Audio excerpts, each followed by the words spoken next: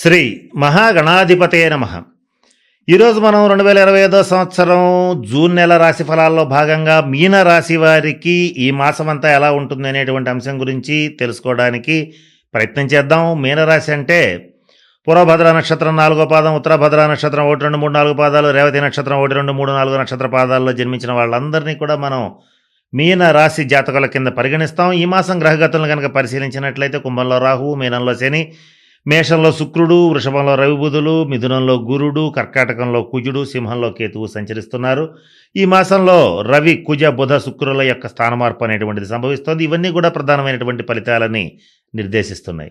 మీనరాశి వారికి జన్మశని సంచారం అనేటువంటిది జరుగుతోంది. చతుర్థ స్థానంలో గురుగ్రహ సంచారం అనేటువంటిది కూడా జరుగుతోంది. ఇక వ్యయంలో రాహువు కూడా చాలా ప్రముఖమైనటువంటి పాత్ర వహిస్తున్నాడు. ఇక్కడ ఈ గ్రహగతుల్ని గనక పరిశీలించి చూసినట్లయితే మీనరాశి వారికి శుభాశుభ ఫలితాలు కొంచెం మిశ్రమంగా కనబడుతున్నాయి.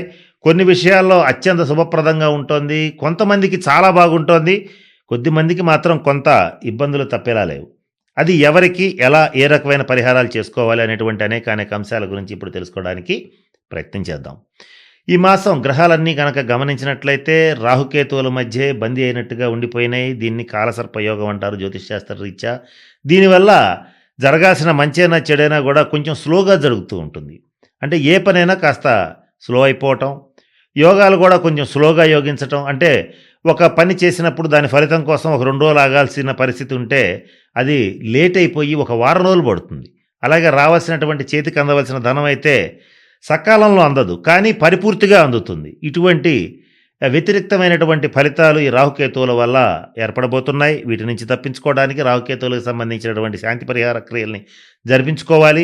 మీనరాశిలో ముఖ్యంగా ఎవరికైతే శుభగ్రహ దశాంతర దశలు జరుగుతూ ఉంటాయో వాళ్ళకి బాగానే ఉంది. కానీ ఎవరికైతే శని, కుజ, రాహుకేతువులకి సంబంధించిన దశాంతర దశలు, అలాగే వాళ్ళ వ్యక్తిగత జన్మ జాతకరీత్యా నీచబట్టిన గ్రహ దశాంతర దశలు జరుగుతూ ఉంటాయో వాళ్ళకి మాత్రం ఈ మాసం కొంత పరీక్షా కాలం అని చెప్పవచ్చు.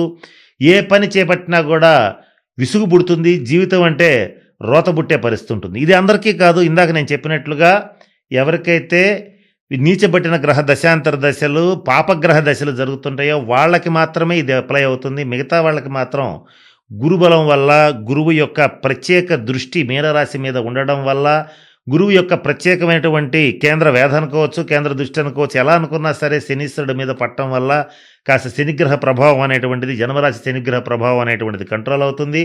అయితే కొన్ని రకాల శుభ పరిణామాలు కూడా ఇక్కడ మనకు ప్రస్ఫుటంగా మీనరాశి వాళ్ళకి చెప్పచ్చు. అదేమిటంటే నూతన గృహ ప్రాప్తి కలుగుతుంది, గృహప్రవేశం చేయగలుగుతారు, శంకుస్థాపన చేయగలుగుతారు, స్థిర చరాస్తుల్ని కొనుగోలు చేయగలుగుతారు. ఇంతవరకు బాగానే ఉంటుంది, కానీ వాటి కోసం కొంత రుణాలు చేయాల్సిన పరిస్థితి వస్తుంది. ఆ రుణం తడిసి మోపిడే కొంచెం బాధపడేటువంటి పరిస్థితి కూడా గోచరిస్తోంది. ఇకపోతే ఈ 12 ఉన్నటువంటి రాహుగ్రహ ప్రభావం వల్ల మరి ముఖ్యంగా కొంచెం అనవసరమైనటువంటి ఖర్చులు ఏర్పడతాయి. ఈ దుష్టుల వల్ల ఖర్చులు, దుష్ట స్నేహితుల వల్ల ఖర్చులు, దుష్ట సావాసాల వల్ల ఖర్చులు, అలాగే దుష్టుల కోసం ఖర్చు పెట్టడం, అనర్హులకి అపాత్రులకి దానం చేయటం, ఇటువంటివి తెలియకుండానే మీకు జరిగిపోతూ ఉంటాయి. అలాగే కొంతమందికి మాత్రం కొంచెం హాస్పిటల్స్ బిల్స్ రీత్యా, అనారోగ్య కారణాల రీత్యా కొంత అధికంగా వ్యయం అయ్యేటువంటి పరిస్థితులు కూడా గోచరిస్తున్నాయి. అయితే ఈ మీనరాశిలో కూడా ఎవరైతే విదేశాల్లో నివసిస్తుంటారో, విదేశాలకు సంబంధించిన ఎగుమతి దిగుమతుల వ్యాపారం అంటే ఎక్స్పోర్ట్స్ అండ్ ఇంపోర్ట్స్ లాంటి వ్యాపారాలు చేస్తూ ఉంటారో, విదేశాలలో వ్యాపారాలు చేస్తుంటారో, విదేశాలలో ఉద్యోగాలు చేస్తుంటారో, విదేశాలతో వ్యాపారం చేస్తుంటారో వాళ్ళందరికీ కూడా చాలా బాగుంది. స్వదేశంలో చేసేటువంటి వాళ్ళకి మాత్రం కొంత గడ్డు కాలం. ఏం చేసినా కూడా ప్రతి పని ఆటంకాలతో సాగుతూ ఉంటుంది. ప్రతి పనిలోనూ బ్రేక్స్ వస్తూ ఉంటాయి. ప్రతి విషయంలోనూ ఒక రకంగా కొంత నిరాశ, నిస్పృహ అనేటువంటివి ఏర్పడుతూ ఉంటాయి.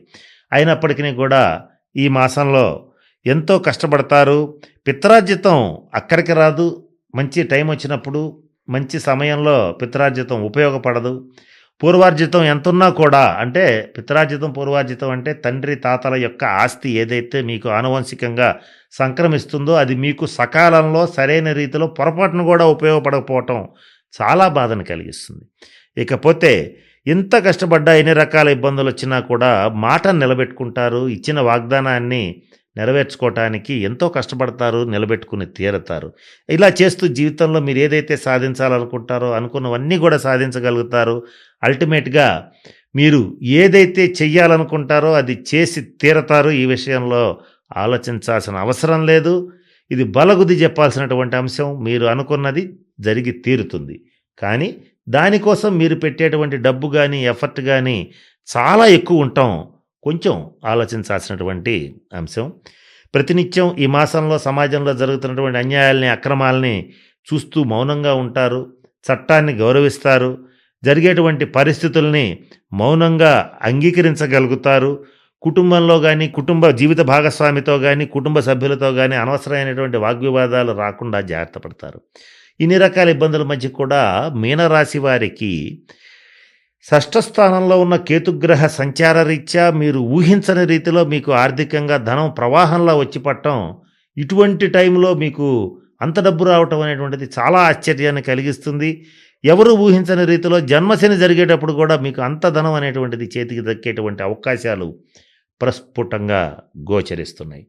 శత్రువులందరూ కూడా వాళ్ళంతట వాళ్ళే వాళ్ళ తప్పుని తెలుసుకుని మీ దగ్గరకు వచ్చి మీతో కలిసిపోవటం, అలాగే మీకు క్షమాపణ చెప్పటం, ఇవన్నీ కూడా జరుగుతాయి.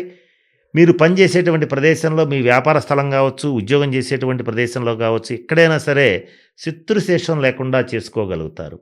మీనరాశి అవివాహితుల విషయానికి వచ్చేటట్లయితే ప్రస్తుతం వివాహయోగ్యమైన కాలం అయితే కాదు. కొంతకాలం ఎదురు చూడాల్సిన పరిస్థితి గోచరిస్తుంది. ఇప్పుడైతే సరైన సంబంధాలు వచ్చే అవకాశం దాదాపుగా లేదు. ఇకపోతే మీనరాశిలో ఉన్నటువంటి రాజకీయ నాయకులకి తీవ్రమైనటువంటి గడ్డు కాలం అని చెప్పవచ్చు. సొంత పార్టీలోనే, స్వపక్షంలోనే విపక్షం తయారవుతుంది. మీకు తెలియకుండానే మీ కుర్చీ కిందకి నీళ్లు తీసుకొచ్చేటువంటి పరిస్థితులు గట్టిగా కనబడతాయి. తద్వారా పదవీ భంగం, ఆరోగ్య భంగం, అనేక రకాలైన ఇబ్బందులు అనేటువంటివి రాజకీయ నాయకులకి వచ్చే అవకాశాలు ఉన్నాయి.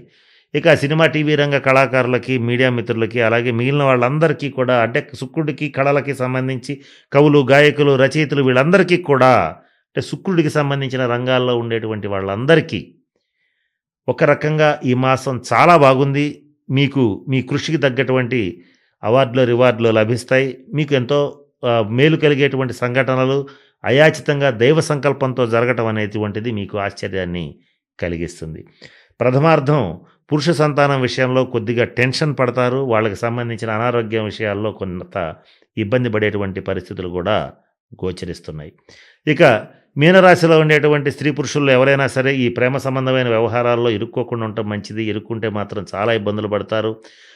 ఈ విషయాల్లో మాత్రం చాలా నెగిటివ్ ఫీడింగ్ అనేటువంటిది ఇవ్వటం అనేటువంటిది జరుగుతుంది. ఇకపోతే ఈ లౌకికమైనటువంటి విషయాల కంటే అలౌకికమైనటువంటి విషయాలకి ప్రాధాన్యత ఇస్తారు. దేవాలయాలు, పుణ్యక్షేత్రాలు, 12 జ్యోతిర్లింగాలు, అలాగే అష్టాదశ శక్తిపీఠాలు సందర్శిస్తారు. తిరుమల తిరుపతి వెంకటేశ్వర స్వామి వారిని దర్శించుకుంటారు. తద్వారా మీకు ఏర్పడినటువంటి ఈ కొద్దిపాటి ఇబ్బందికరమైనటువంటి గ్రహగతుల్ని సునాయాసంగా బయటపడతారు. అయితే ఇందాక నేను చెప్పినట్లుగా రాహుకేతువుల మధ్య గ్రహాలన్నీ బందీ అయి ఉండటం వల్ల ఏర్పడుతున్నటువంటి కాలసర్ప యోగాన్ని భేదించటానికి వ్యక్తిగత జన్మ జాతక రీత్యా తగిన శాంతి పరిహార క్రియలు తప్పనిసరిగా జరిపించుకోవటం చాలా మంచిది. కారణం ఏమిటంటే ఈ మాసం శనీశ్వరుడి యొక్క అనుగ్రహం పెద్దగా లేదు, గురుగ్రహ అనుగ్రహం లేదు, రాహుకేతువుల యొక్క పరిస్థితి అంత గొప్పగా లేదు. కేతు స్థితి బాగానే ఉంది, కానీ కొంచెం కుజుడి యొక్క పరిస్థితి కూడా, అంటే కుజగ్రహం యొక్క పరిస్థితి కూడా కొంచెం ఇబ్బందికరంగా ఉంటుంది.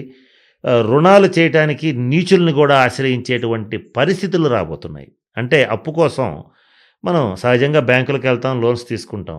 అలాగే కొంతమంది విషయంలో ఏంటంటే కొంచెం లోన్స్కి అప్లై చేసినప్పుడు అవి డిసప్పాయింట్మెంట్కి గురి చేయడం జరుగుతుంది.